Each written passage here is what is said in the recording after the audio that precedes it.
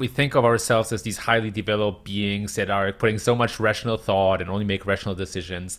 And that is complete BS in my mind. I'm reading this book right now called Alchemy by Rory Sutherland. I think he's been a high animal at Ogilvy Mathers for a long time.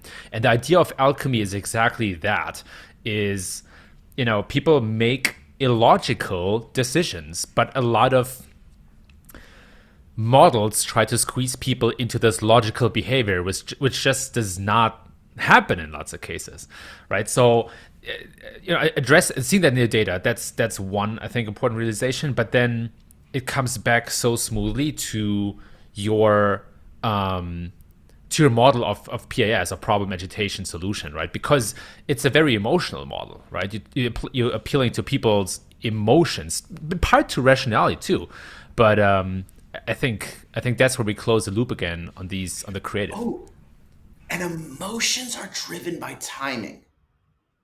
My circumstances change, my emotions respond to them, and therefore so do my behaviors. And the way you can engineer that is, okay, let's take a stab at, we're going to write 5 different short form, 2-paragraph, 3-paragraph, 4-paragraph. We're going to schedule them out at like weird 23 days. Then send another one at 37 days. Then send another one at 63 days, right? We're going to try to engineer something that feels like I'm just staying friendly, right? It's got to be able to scale. Got to be able to set it and in some ways forget it. But I've seen that as well in some of the recent clients that we've won. When I go back and I look at the deal structure or the history of it, like one of them we just got, which is a phenomenal brand, Kinyu Forex. And it really just came down to one of our VPs out in New York just stayed current with them. They came in, it wasn't the right time, 6-7 months ago, it was a cold outreach. And this dude just stayed in the world, invited him to a webinar that was coming, followed up with like a new guide that came out like on his own. And when they were ready, and he was there and we were there. Yeah, sometimes it's like that. Buyer journeys are so non-linear. There's just so that's one of the biggest learnings for me, is that the model of a funnel helps to think about things in a certain way. But whenever I looked at user journeys, whether that was at a company or business model like Dailymotion, or it was like Atlassian, or here now at G2, it just never follows this simple idea of, oh, they come to one of our category pages, then they compare some software, and then they're buying it. Not at all. It's exactly as you said. It's this kind of completely distorted journey where sometimes you have 6 months of silence in between, and then they come back and buy right away. And you're like, how should I, how should I attribute that? Yeah.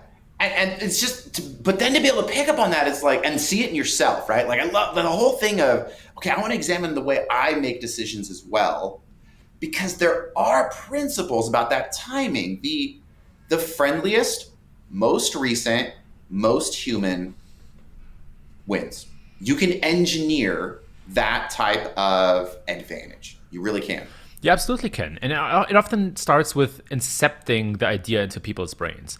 I observe that with myself, where I see something, I read some article, or something pulls me in, and then I push it away and I focus on something else. But it simmers in my mind, right? And then weeks later, I do a bit of more research, and then eventually I purchase, or eventually I buy. But that first touch, that first exposure to a product or to an idea, or even to a problem that I didn't know I have, is so powerful, and it's so hard to attribute to content. But that's why some of the content or content marketing in general is such a powerful tool, but horrible to attribute. And it gets worse as like I mentioned Andrew's podcast.